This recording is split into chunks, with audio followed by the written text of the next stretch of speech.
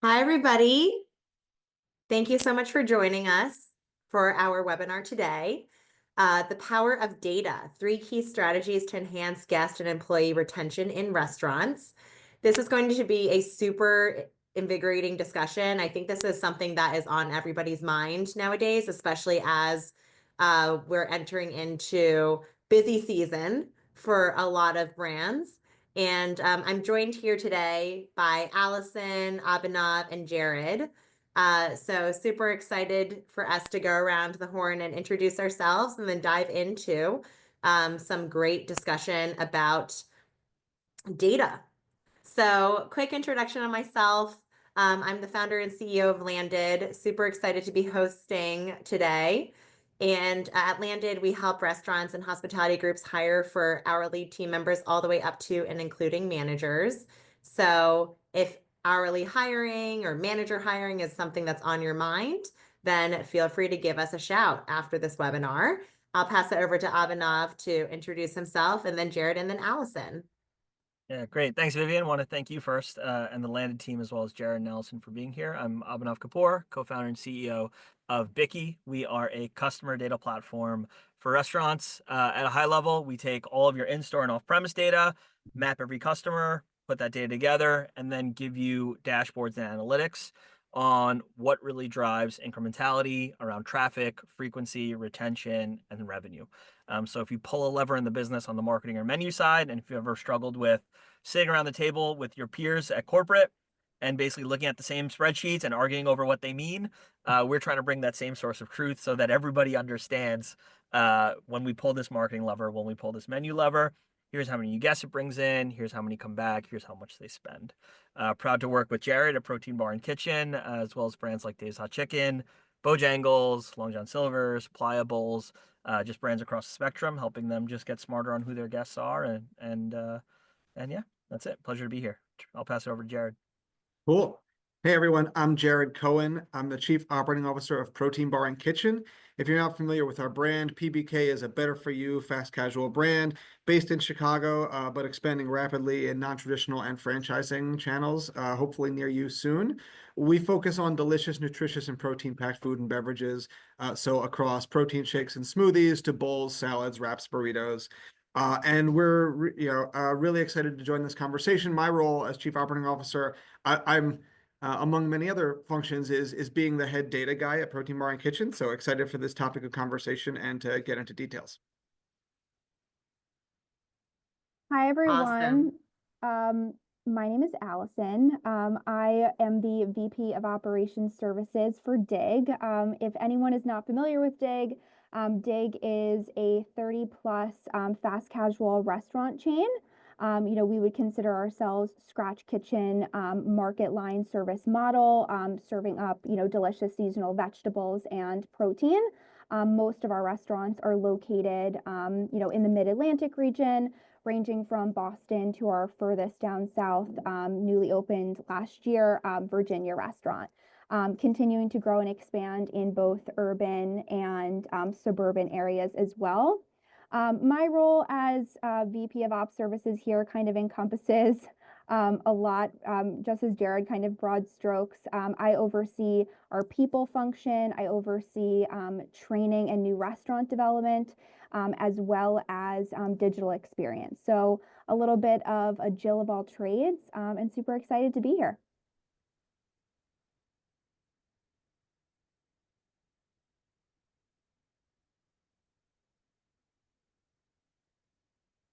Oh, thank you, everyone. Thank you, Jared, Abhinav, Allison. Thank you so much for being here today. And I can definitely attest that Allison is a Jill of all trades, having worked with her at DIG very closely on hiring.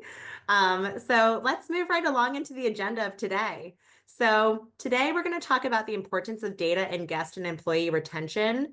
We're going to start out with a few different data points around what you should be looking at when we're talking about guest and employee retention. Then we're going to go into 3 actionable strategies.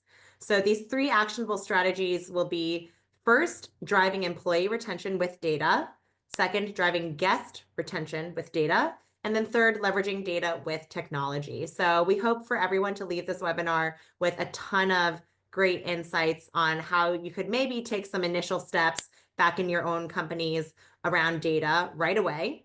So we'll talk big picture as well as some tactical. And then, of course, we're going to leave time with questions at the end. So I'm going to do my best to keep us on time, but we're going to start out with the importance of data and guest and employee retention. Just some data points around here. I'm going to have Allison and Jared share some of their insights from being operators in the space too. So the first data point that is quite shocking, I think maybe not as shocking for those who are watching, but shocking when you look at it, right? Just the average cost of turnover. We all know turnover is extremely costly. We know that turnover, it doesn't cost just money, right? We're putting this in forms of money, but it also costs your employee morale. It costs your guest experience and the ability to deliver a consistent experience. And based on data that we've seen in the industry, the average cost of turnover for a frontline employee alone is around $5,900. That is for a frontline employee, not to even mention the restaurant manager, $13,900 nearly. And when we're looking at that, I think we look at a lot at like hiring data and cost of hiring. Well, what is the cost of losing someone after you hire them? That's very interesting to see. The second is a 5% increase in customer retention can actually boost profits by 25% to 95%. So the concept of driving retention of your customers and having those, like, why are loyalty programs important? Why do people care about having those customers be cheerleaders of theirs? Well, it's because it's going to hit your bottom line directly. So that is huge, and we're going to talk about that more. And then lastly, restaurants that leverage data in their operations are 19x more likely to be profitable. So leveraging data is super important. That's going to be what's going to help your top line and your bottom line grow. And I know that right now, when we think about like look forward and economy and all these talks of where the economy is going, making sure that you can bolster your bottom line as much as possible and have the data and insights to do so, it's going to help your brand stand out and stay ahead of the pack through the thick and thin. So those are huge. And I'm going to dive into the first strategy. And we're going to talk a little bit about employee retention to start. And with employee retention, we're going to talk about a few of the reasons why employee turnover can happen. So a few of the reasons, and I'm going to prompt Allison and Jared to jump in here. So limited career growth. This is something that especially Gen Z and millennial, we have multi-generational workforces, and the Gen Z and millennial workforce in particular is focused on career growth. And it's not just whether or not you have the career growth available, it's about communicating that career growth to your employees from the moment they apply to a job with your company. So from the moment they apply to your interview, to when you're onboarding them, every step of the way, just having career growth is not good enough. Having some, role models of career growth is not good enough. It's communicating that clearly to your employees. Second is lack of recognition, kind of thinking about how in small ways can you recognize your employees, recognize your star managers, recognize those rock stars in a way that it doesn't have to cost you money, but it does require intentionality between you, your managers, your operators, and just kind of fitting that in and prioritizing that amid everything else that's going on in the business. Having a toxic work culture. Toxic work culture can be in many different ways. It could be top down, it could be bottoms up, it could be, hiring the wrong people, inefficient communication, and lastly, low compensation and benefits. So if we go on to the next slide, an interesting data point here is that an optimized hiring process can boost retention by up to 62%. This low turnover starts with smarter hiring. So we're able to reduce turnover if we are approaching it from day one with a smarter hiring process and not hiring out of desperation, but thinking about proactive hiring. And so I would love in the next slide to think about, so I would love to open this up to Allison and Jared a bit. If there are any like metrics that, these are some metrics that matter when it comes to hiring, is there anything else that, and kind of how you guys think about these numbers and how you kind of incorporate this in maybe your business processes or your reporting? Allison or Jared, feel free to jump right in. Yeah, I think that one of the things that really struck me from the last slide specifically is one of the things we talk about very actively at DIG, specifically when I'm in front of our restaurant managers, is truly the cost of a bad hire and how that does impact, obviously, turnover, not only of that person, but further, it does trickle down to if you make a bad hire, the cost is really felt by the team, right? If you have an A+ team and there's a bad apple in there, what happens to that team? How does that basket start to spoil? What are the further repercussions? And so at DIG, when we talk about the importance of these things and the importance of hiring and being detailed in hiring, we oftentimes use numbers. And so our number at DIG is really the cost of a bad hire, making it 30 days in our system. We've calculated to be about $17,000. When you factor in a lot of things, when you factor in the time it took for you to hire them and even bring them in for a week, right? Uniform cost, interviewing cost, etc. And then the cost of training them for 4 weeks and that being a negative experience on the entire restaurant. And so that accumulates to be about $17,000. And so what I always try to tell everyone is when you are sitting down to give an interview, that is your first exposure to this candidate. And it's also the candidate, evaluating us. And so we use a lot of these metrics that you currently see on the screen to really assess our managers' ability to make good hires. Because again, if they can secure that, we're saving the business meaningfully amounts of money, money and time, and again, not having someone who's just not up to the DIG standard join the team.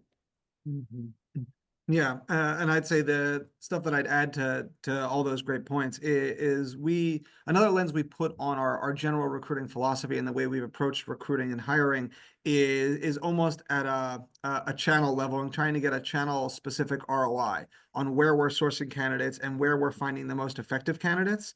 When I joined the company, which is now quite some time ago, we had a number of different recruiting channels, whether it was various websites, whether it was job posters, our own website, using recruiters. We had all these different sources of candidates for our pipeline, and we had never really done a holistic view to say, okay, where are we seeing the most successful applicants come from, and where should we be allocating our internal resources to within those channels? And after some quick analysis, we found very quickly, one of the single best channel we had were employee referrals. And I'm sure that's probably consistent across a lot of other restaurant companies. People who are successful at Protein Bar and Kitchen and know the types of people we need to be successful, they are the best at finding and sourcing those candidates. And so we leaned into that to kind of create things like referral bonuses and other incentive structures around bringing more people in. And I'd say we've seen that continue to compound and create a more cohesive culture and higher retention as a result. Awesome. Thanks, Jared. Thanks, Allison. I have a few quick follow-up questions actually for both of you on your points. So Allison, you mentioned that you calculated this cost of a bad hire, and there are many different factors that were involved in that. So I imagine folks on the call, they would love to do some back of the envelope math for themselves to figure out like what is that number for themselves. Can you maybe highlight a few of the different variables that you were looking at in that calculation? Just to kind of give folks on the call a little bit of like a guiding point on how to get started on checking that out for themselves. Yes, absolutely. So really it starts with, looking at the top, our average cost of application. We then look at, okay, conversion from application to hire, right? How many applications do we need to go through and, the time spent there to get a successful hire? Then we calculated time spent from the salary leader front. So looking at, the time that they spent actually interviewing to fill that one position and further onboarding that position. We add in the cost of a uniform, and then of course the average cost of training that employee within the first 30 days. And that initial number came out to be for us, the cost of a hire came out to be around a $2,000 price point. What makes it 17 grand is when you take that and then you factor in things like, okay, if this is a bad hire, we're now looking at one, the cost of training another person to replace that person. And then further thinking about, the valuable time, specifically for the tenure team around that hire, looking at their time spent really trying to fill in the gaps that that person may not have been able to really, compensate for. And so when we factor in the cost of the initial hire, the cost of the replacement, and then of course the cost of the time of the restaurant leaders and supporting team that really needed to kind of, again, fill in the holes, that's where we calculate the total to be around 17,000 of total time and money spent that really hopefully has conceptualized for my leaders why they should take interviewing really, really seriously. I love that. I think that sometimes, operators on the ground are super busy and sometimes and everyone's been there, right? Like you're understaffed and you have to, you kind of have a person who's coming in and willing and able to work. Maybe they're not necessarily the best fit, but you kind of are in need. And so maybe make some concessions. So I think putting those in terms of like clear P&L in front of them is very effective, because ultimately your managers, oftentimes their compensation packages are tied to individual location performance and P&L. So that could also hurt potentially some of their incentive structures. So love that, and hopefully those are some good takeaways for the audience there. And Jared, you mentioned these referrals and referral bonuses. Okay, great. So referral bonuses, I think, are absolutely best practice. Referrals are going to be such a great channel for you to bring in the right culture fits, just because this person's already kind of pre-vetted by someone who you decided to hire already. So how do you think about the amounts around referral bonuses? And how do you compensate folks for that? What are some of the parameters around that you've utilized to make these referral bonuses effective? Yeah, I think you need to set out some objective criteria. You also need to set out terms for, so it would be counterproductive to tell a general manager that you get a referral bonus for hiring a good hourly employee, because as you guys have talked about, they're incentivized on the performance of their store, the performance of their P&L. Like, they should be looking for good hourly employees all the time. The bonus structure that we've set in place is really more to find team members, to find team leads or shift supervisors, and that exists so we almost have it stratified by the level of the where you are in the company. So team members can earn these referral bonuses, and we needed to come up with something that was a monetary amount that was meaningful. So it again depends on level, but around $50 or so for a team member that you refer. It's also contingent on that team member lasting with making it through training, making it through new hire orientation, and lasting for 90 days.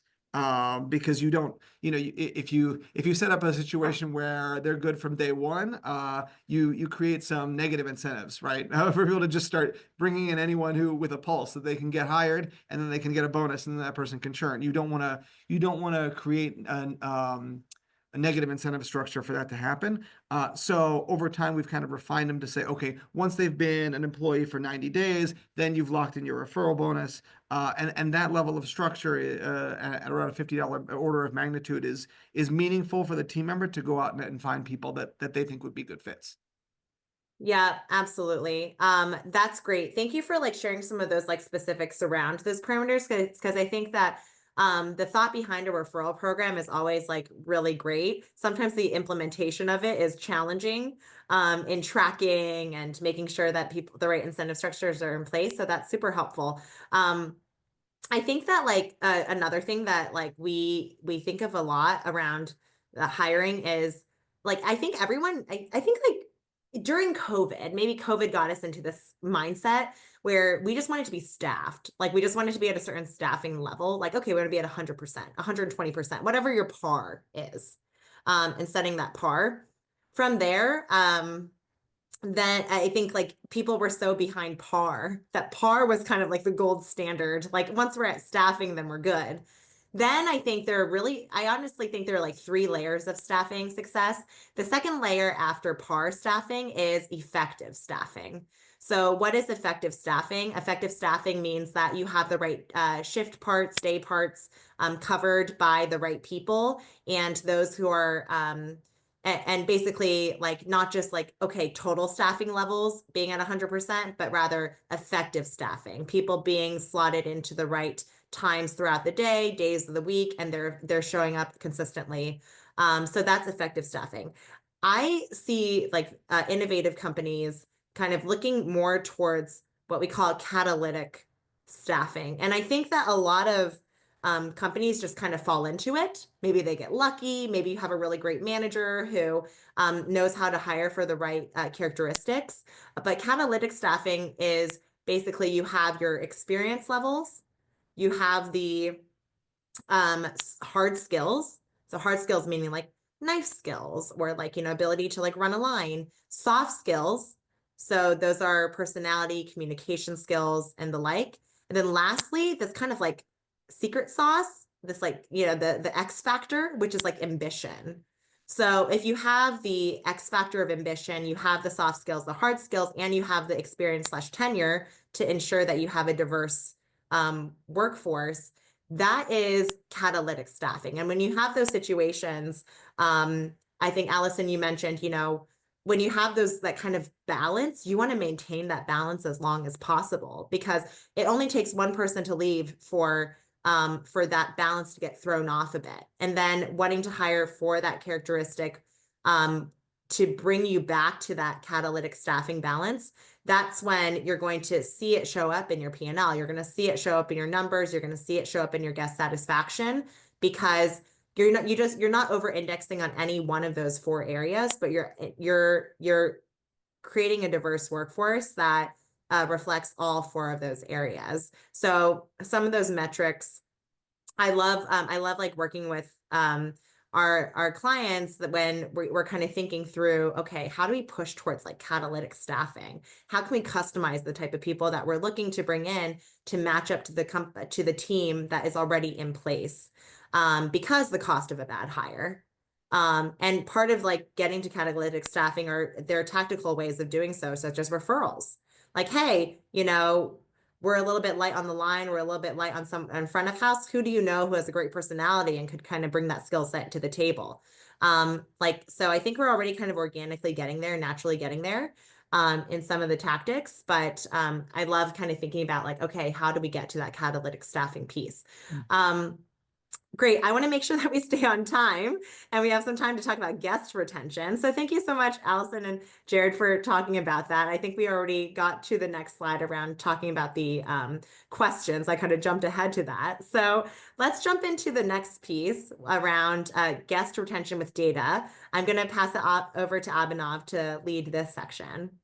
Thanks, Vivian. I will say, staffing sounds really hard.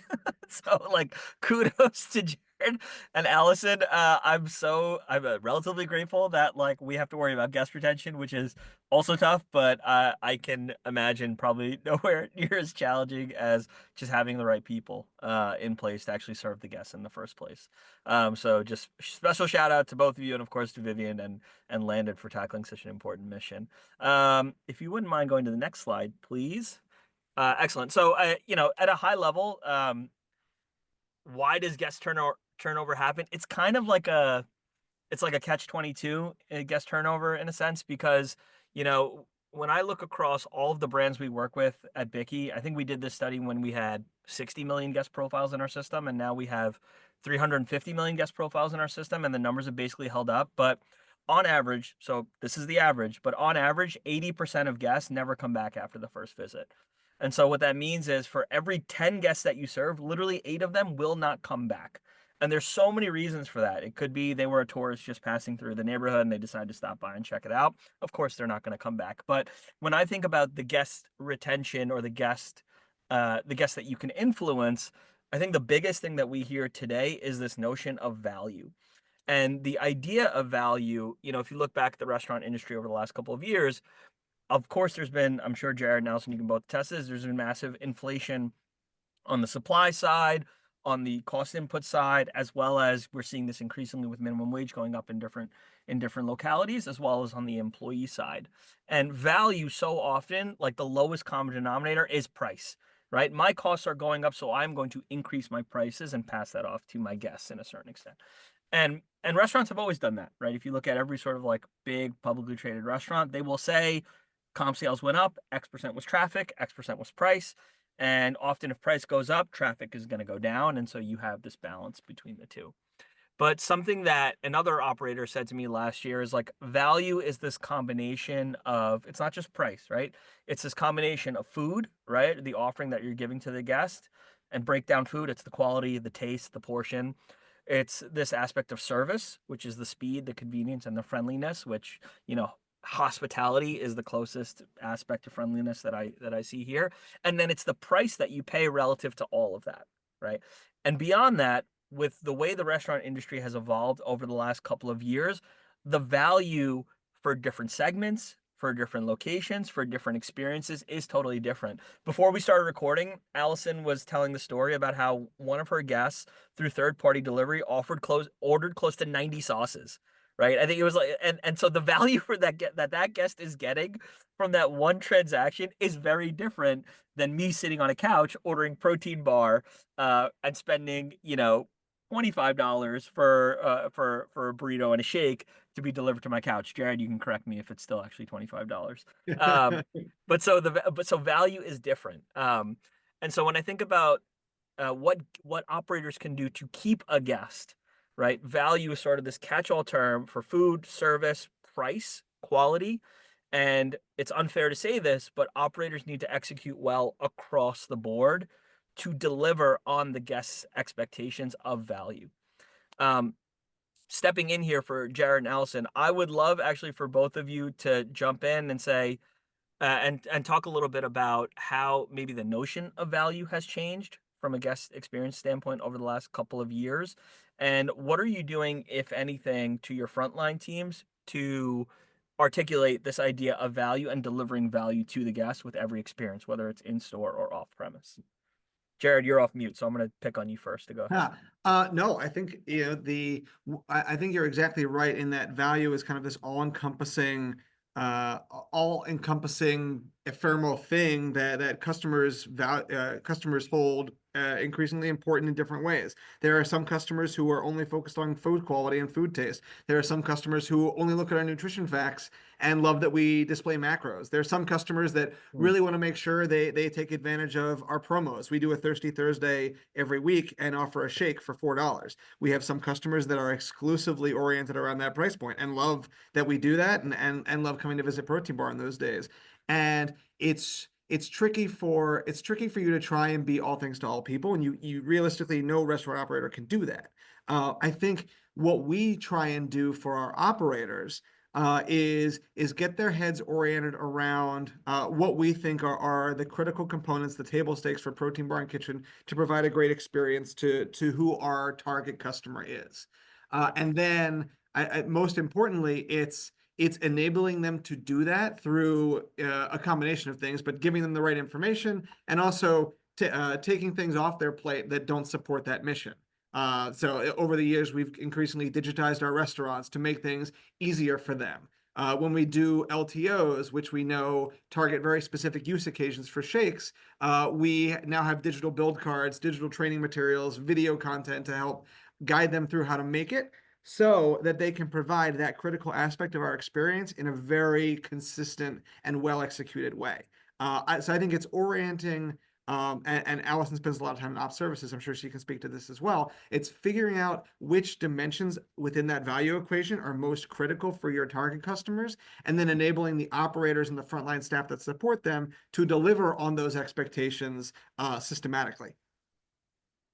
I love that. So just to on that point, if we look at sort of like the breakdown of value on this slide, food, service, and then like the sort of like the branches going off that tree, is a fair way to summarize what you said is like you got to pick basically the few of those. Like doing all of those is going to be super tough, and you got to pick the few of those that you can be exceptional. Like you got to be good at all of them, but then let's pick the few that we can be exceptional at based on what we think our guests want from us. Is that a fair way to frame it? I think ultimately it comes down to resource allocation. I mean, if we could be the best tasting, if I could give you the best tasting Mexicali bowl at a $3 price point in 30 seconds, we would do a lot of sales. I don't think we can do that. Yeah. So Mhm. yes, it's a balancing act of where do we invest our time and energy and resources with people and money to be able to deliver the best combination of all those dimensions.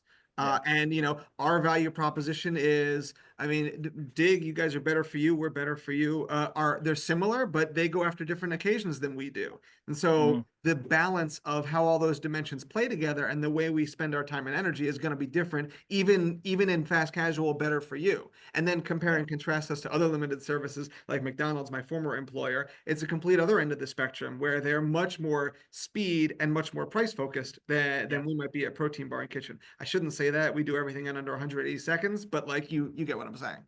Yeah, no, I got you. Yeah, great. Allison, anything from your perspective from a guest expectation or value standpoint, and specifically how you sort of align your teams around the importance of delivering on that? Yeah, absolutely. I mean, I think the thing that Jared said that struck me the most is, you cannot be everything for everyone. Yeah. And that is definitely true. We've all probably had our fair share of an unhappy guest confronting us at one point or another. But I think I'll hone in specifically on how we really focus in like our operations team. You know, we have had over the years at Dig many different iterations of, our bonus program for our senior operators, et cetera. And I think, in the very beginning of, our restaurant leaders kind of having an initial scorecard and bonus program, it was really focused on, your core three things, which was sales, food cost, and labor. Mm, Over the years, that has severely changed into that has become just kind of like standard practice, right? Is, maintaining your sales, maintaining, within your budget, your labor and food cost. And we have paved the way for our teams to really actually be bonusing off of things like order accuracy, yeah. and guest sentiment. And when we talk to our teams about those things and we explain to them why they're important, and why ultimately we value them so much as a business that they are bonusing off of it, it really changes the tune and has been instrumental in really some of what we've seen as success, on what you have here, as far as like food, making sure that we're doing QA visits to maintain quality taste, portion testings, service to make sure that guest sentiment is something they're bonused off of. And we look at a ratio of positive to negative reviews. And so if they have more negative than positive, they're not getting that portion of their bonus. And that it makes them think, right? It's like, okay, wait a minute. I need to really connect with my team. I need to do a better job on pre-shifts of really emphasizing why saying thank you at a transaction Right. is Right. so meaningful. And so I think, connecting it back to the employee space, communication is everything. And so Yeah. the way that we communicate value to our operators and why it's important for them to have that eye and how it translates really down to their bottom line because it increases their top line by talking to them in that way and then further explaining it to hourly employees, that is what we've kind of found as a good segue into really getting them to care and for them to like click, okay, yes, this makes sense. I understand why we need to try our best on all fronts here. Yeah, actually, so Allison, you kind of perfectly teed up the next slide, which is talking about sort of the inputs around like the data that's important to think about guest retention. A couple things that I want to call back on. It's like value is sort of a value in guest retention. The point of that slide as it was designed was like value is guest retention. delivering value and delivering on the guest expectation and understanding your value prop to the guest in the moment across different channels maps to driving better guest retention and maps to fewer chances or lower probability that someone has a bad experience and says it wasn't worth it, it wasn't worth the value, and chooses not to come back as a result. The other thing is actually a personal anecdote I want to call out on. Allison, this is kudos to you. I was at a dig in Lower Manhattan here near my office about a month ago, and I walked in, and it's right before the lunch rush, and so like the line wasn't too long, but one of your frontline team said to me when I was getting ready to order, she said, "If you could bear with me a moment, I just had a really big order come through, and I need to make sure that this is set before I pass it off down the line, and then I'll be right with you." And of course, like in that moment, I'm there, I'm hungry, I want to order. There's always this notion of when you're in store of like, I came here because I'm hungry and I want my food now. But at the same time, that expectation setting was a shining example of you training your team to do something that maps to that value occasion really well. And for me to say, you know what, like even though I had to wait an extra couple minutes, it was still worth it. The food was still good. They set the right expectation. I didn't get my food in a pissed off way. I paid what I paid. I sat down upstairs. I had a great experience, and ultimately the value equation added up really well. So I think, like again, just a really important nugget of how uh, tying the employee experience and employee training breeds or leads into the value equation and then leads to higher guest retention, because as a result I had a good experience and I will come back. So I appreciate you there.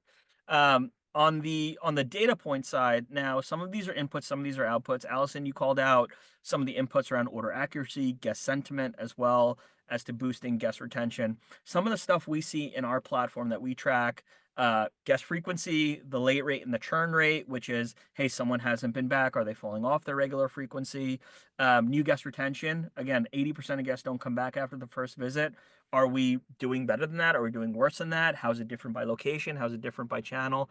These are some high level data points that we think of that are good markers. Again, some of these are outputs, but good markers to understand if you're delivering on a guest's expectations and if you're actually doing a good job of bringing them back.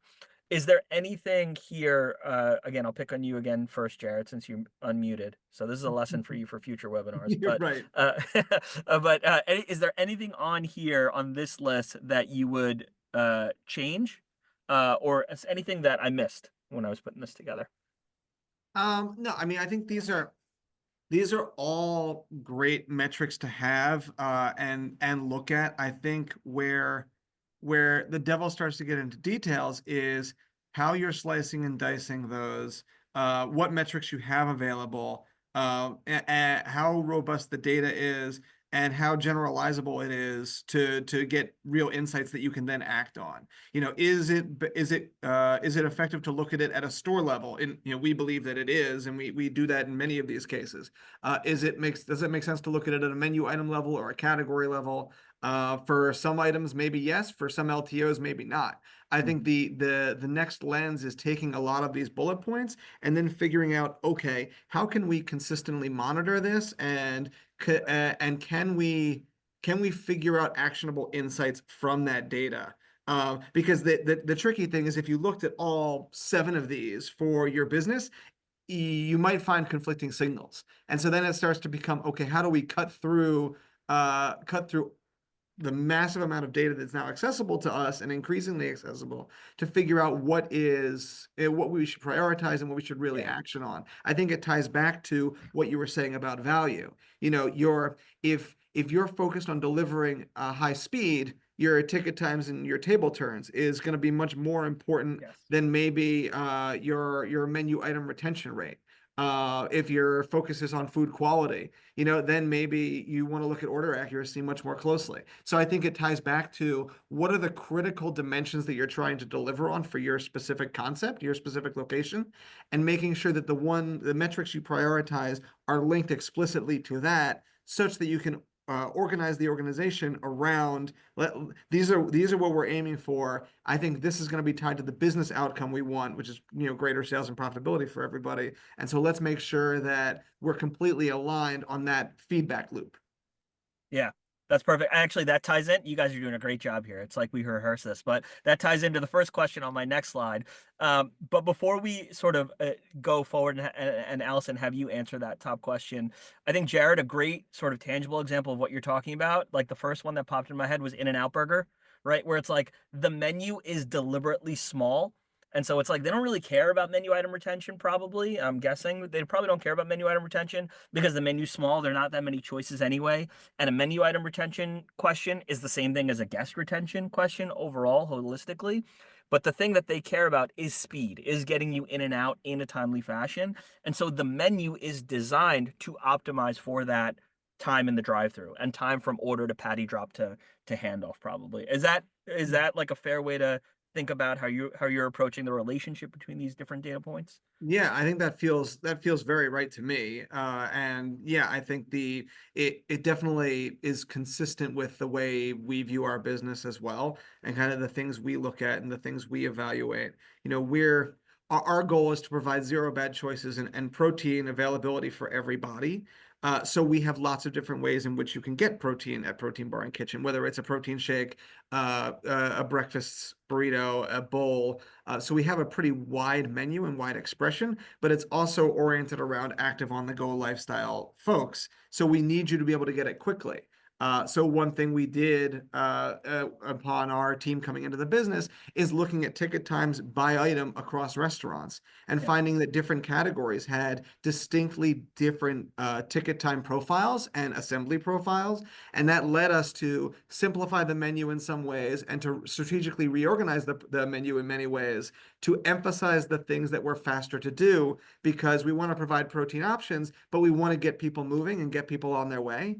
And so we use ticket times as a way to inform what we did on the menu side to basically reinforce that speed that we could deliver. Yeah. So, moral of the story: Protein Bar and Kitchen is the next In-N-Out. Basically, that's what you said at the top. So you heard it here first. No, I think again, a very, I think, tactical and great answer for what the metrics that you actually care about, and then how you align the strategic change you made, and then how you align the frontline team on their importance. Allison, same question to you. Again, high level, the metrics that you care about, and then how you bring that into the store to the team to care about them as well. And again, deliver on a great experience that drives guest retention. Yeah, I mean, I think we split it up into two areas. So first on the operations side, when you talk to operators, as everyone probably here has, they can only digest so much because they have a really big and important job. They're responsible for a lot of things. And so what we talk about, with our operations teams on the guest retention side, we always say like, what can you control, right?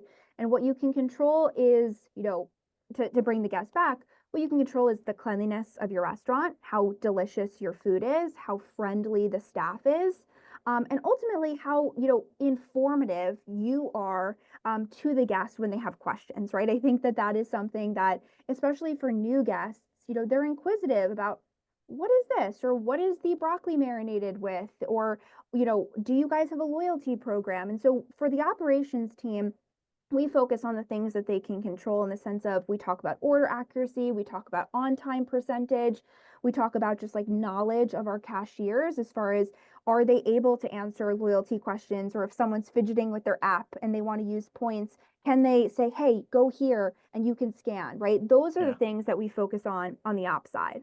On the other side, thinking about like the digital experience, we're constantly looking at our web and our pickup experience in the sense of what is the average basket size, how many engaged sessions are customers doing on the app versus the web, and how does that all translate from conversion to ultimately purchase rate. And so what we talk about more on the internal side, because we don't want to bog down our operators in thinking through like the flow of our app and web, but we think about like loyalty, we think about how can we simplify the flow of like how we present our menu in a way where someone doesn't need to spend 5 minutes on a Dig app to ultimately order their bowl with a spindrift. Like how can that just be as simple as possible? And so we've done a couple things as far as how we just finagle things like upsell pop-ups and all of these things to ultimately try to engage the guest in a way that feels a little bit less, you need to click through all of these things to get to the end, versus like, here's something for you to consider if you want a sweet potato brownie with your bowl. And so we kind of break it out into, again, what we talk to our ops team about what they control, because that's what they could wrap their head around, and what we focus on internally with marketing and digital experience to really figure through the higher level, how are we getting guests into our restaurant and how are we keeping them? Yeah, I love that. Click to mouth has to be easy and frictionless. Excellent. In the interest of time, I'll send this last question over to Jared. Could you talk through an operational change that you made in response to some of the guest data that you do have available to you? Sure. I mean, there's no shortage of them. I'd say some of the stuff we do rigorously.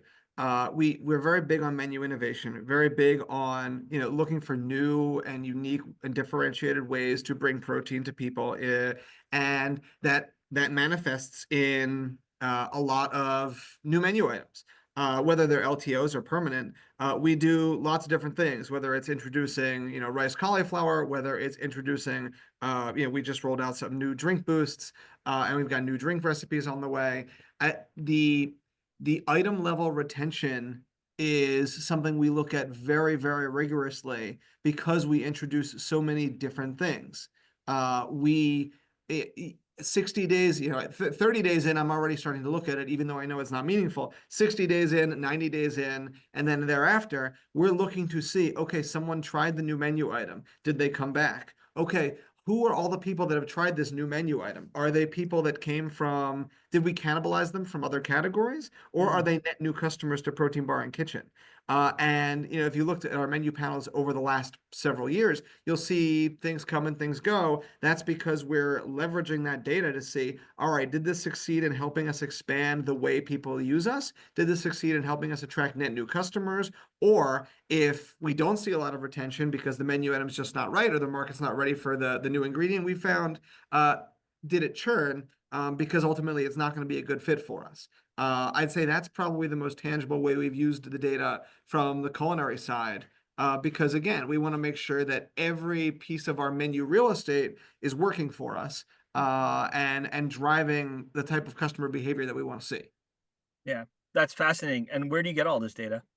That's so now we used to do it by hand with spreadsheets, but now with you guys and Bikky as our CDP partner, Yeah, got it. it's That's what I was going with. very, very easy to access. But it's been great because we used to build these spreadsheets manually, leveraging our loyalty program data, which was okay. But now, as Bikky provides information on our broader customer base outside of just the loyalty program, we can look at a larger sample of the customer population, and we can also do it instantaneously versus a large set of spreadsheets and SQL tables that I'm glad we don't have to use anymore. Thanks for being a good sport for my shameless plug. I appreciate it. I appreciate you both, Allison and Jared. Thank you so much. Happy to pass it back over to Vivian. Awesome. Great. Thanks, guys. So moving right along to strategy 3, we're going to talk about making data actionable. I think we already talked about a lot of ways to make data actionable just now, but a few things. Next slide, please. To talk about first is automating data aggregation. So in order for, we just talked about a bunch of different data points. You saw 2 slides of customer data retention data points, as well as hiring retention, employee retention data points. And the big question is, okay, great. Like do you have this data in the first place? Where is this data being housed? How clean is that data? Something like, something that we see a lot is making messy data and taking messy data and pulling insights out of it could actually maybe do more harm than good for the business. So automating data aggregation and consolidation and cutting that process down is super important. It comes down to what we see a lot. For example, I'll give you a concrete example, is around, like, for example, ghosting data and hiring. So when ghosting is obviously something that people deal with all the time in the interview processes, in the hiring process. But with that, how do you even get ghosting data? Do you know if the ghosting is coming from the candidate side? Is it coming from the operator side? And really bubbling that up to understand how your operations are going on the ground. Getting that data, you can of course approach data aggregation in like a brute force way. You can say, okay, great. After every single interview, you have to mark whether or not the candidate showed up. We all know that that type of brute force, like data capture, is never going to be successful. So instead, how can you be like smart about the data collection? So for example, at Landed, one of the things we do is we will reach out to the candidate and ask for their insights and ask for their feedback on an interview after it's happened. Well, when that happens, we usually get great feedback on, did it go well? Did it not go well? Because people like to, celebrate the win. People also like to complain if they had a bad experience. So sometimes killing two birds with one stone is really important in data aggregation because as Abhinav and Jared mentioned actually earlier, sometimes this two different data points are actually the takeaway is the same from both. You can actually just look at one of the data points and you can get a sense of like the holistic picture. So if there's a way for you to aggregate data or to consolidate data across the board on, say, something like candidate hiring experience, but then also ghosting data, then two birds with one stone, you're going to be able to cut down the process and save time and actually have more accurate data. The second is that 95% of operators are using some form of AI in their restaurant. I think AI is on everybody's mind. I'm sure at this point, if you haven't already, definitely want to try out playing with AI, like seeing what it can do for you. But AI is getting smarter by day. I don't know if AI can also create images for you now, as of a week ago. And it's really amazing to see. So thinking about how you can leverage AI in your restaurant, already 95% of people are doing it. 90% of operators are doing it. So there's a huge opportunity in AI, not just on the hiring side, but also on the guest retention side, on the ordering side, on the curb side, delivery, all those things. And all these, the key to leveraging this data is going to help you drive smarter decisions, faster insights, and scalable efficiency as your business grows. Next slide, please. So a few questions for Allison and Jared. The first is, how are you using data insights to practically address employee turnover or guest attrition? We talked a little bit about some of those like data points that you would look at, but are there any other data insights that you're looking at to practically address these? Are there any kind of like red herrings or kind of those like canary in a coal mine type data points that you would encourage people to be looking at proactively? Yeah, I'll focus on answering this, I guess, through the employee turnover lens. I always like to say, obviously, I'm a little biased in the sense that I run the people team, and so putting on my traditional HR hat, I always like to say to the entire organization, we are a people organization that runs restaurants. We are not a restaurant organization with people. And so if we have a people first mindset, a lot of the foundation of any good, profitable business is the people that you have. And so, similarly to how our restaurant leaders have an operational scorecard, as far as like where are they in the green, yellow, red, we have the same thing on the people side. And so, we are constantly evaluating every restaurant on a multitude of things. Turnover, the number of hires during a specific period of time, involuntary versus voluntary terminations, call outs, latenesses, how much performance documentation is happening, what's the certification training rate in your restaurant, how often are employees logging into Circle, that's our LMS system, what is the team's engaged NPS score. And so these are all of the things that we house on a people dashboard, and our restaurant leaders can actually actively see where they are comparatively to the targets that we've internally set on where we want to be on some of these metrics.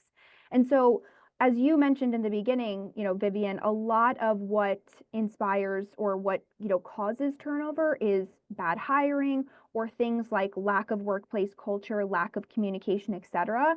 And so we try to make sure that our restaurant leaders have all of the information from the people side at their fingertips to really pinpoint, whoa, if I had a really bad month or really bad quarter in employee turnover, what was driving that, right? And we have those conversations. We don't just let the quarter go. It's like, if you saw a really bad turnover quarter, what was that? Do you work at a college restaurant? And so, yeah, maybe it makes sense. A lot of kids went back to school.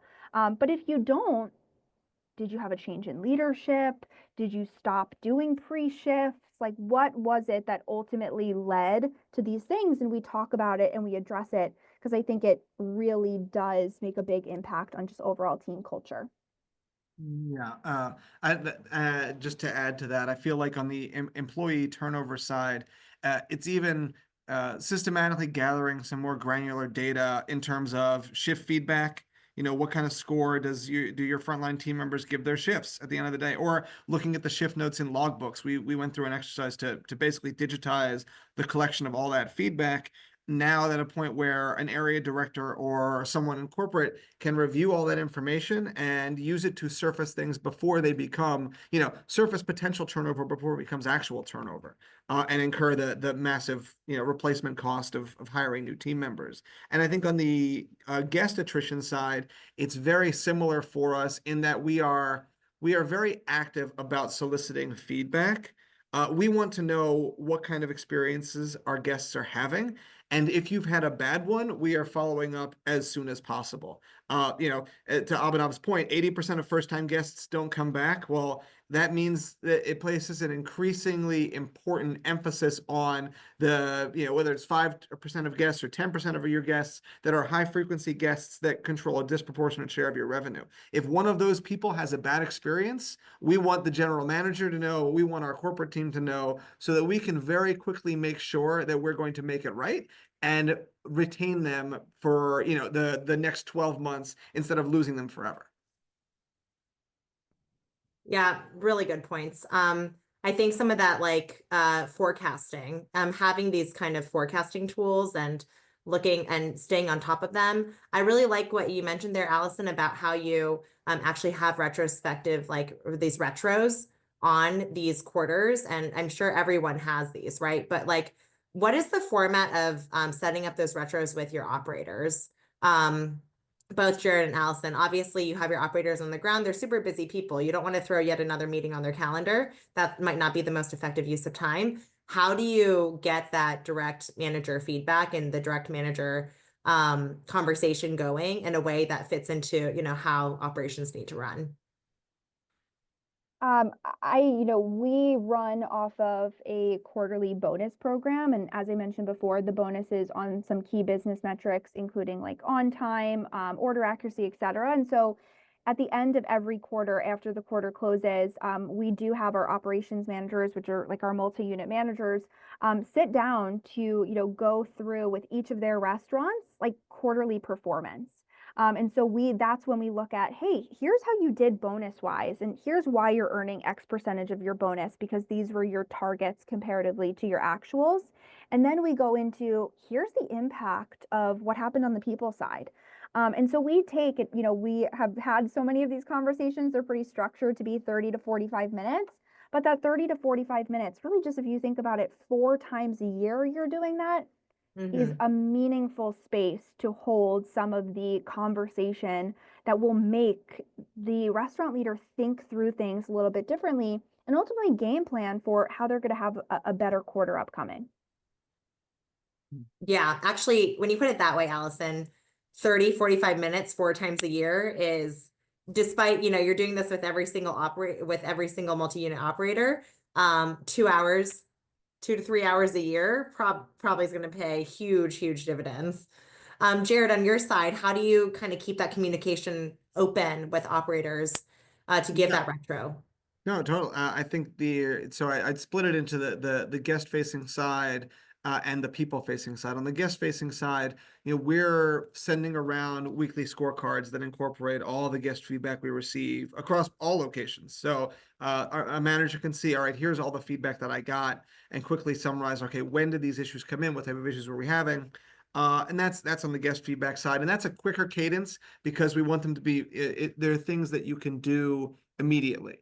On the people side, we've got monthly meetings with our multi-unit folks. That's a dedicated people session. We'll go through each store, each restaurant, their team, from leadership on down, and talk through any concerns, any issues we see people-wise. We also talk about on the growth side, what do we have any high potential candidates who are ready to be slotted into a new role? Do we need to think about how we create opportunities for the team member to become a team lead, the team lead to become an assistant general manager or a general manager, but have a dedicated people planning discussion where we can talk about, okay, what's the culture and team of each restaurant? How's that performing? Is that where it needs to be? Do they need more people? But dedicate time to the people and development conversation to make sure that we're creating and facilitating opportunities for growth for people. And I think that's what manifests into higher retention and higher satisfaction for the people that we have in the organization. Awesome. Yes. I think like basically methodical. You've basically set these expectations up front with your operators that this is what we're going to be doing. This is the cadence. And so I think having that like built-in cadence of like, this is an expectation where Jared, you guys are sharing this every week. You're kind of have like a leaderboard in a way every week that's going out, and you can help, you can celebrate that. People can learn from the feedback, good and bad. And Allison, you've set the expectation where I imagine your multi-unit operators are coming into that quarterly meeting well prepared, because they already know the set agenda. They already know what you're going to be covering, and you're there also to help them. I mean, ultimately, if they win this upcoming quarter, you win. Everyone wins. So you're there to kind of help them strategize and be very like highly personalized in how they're taking this data, but then humanizing it. You're putting people first. Data is important. The people and the people are the people who actually execute the data and execute the takeaways from the data. So building that deep relationship armed with data is really the way that you run a hospitality people first business. Thank you so much for joining us, Allison, Jared, Abhinav. This is really great discussion. We are actually already a little bit over, so unfortunately we won't have any time for crowd questions. Thank you all for joining us today. Any questions though, I think here you can scan this QR code, and that's my email, and here's Abhinav's QR code and email. Any of those follow-up questions, feel free to email them over to us. Sorry we weren't able to take any Q&A today, but we had a really rich discussion, and we're happy to be in touch about whether it's guest data, employee retention data. Sure, there are a ton of great conversations to be had after today. But thank you again to Allison and Jared for taking time out of your day to join us and share your insights, share your experience, share your knowledge. And that's a wrap for today. Have a great rest of your week, and happy April, everyone.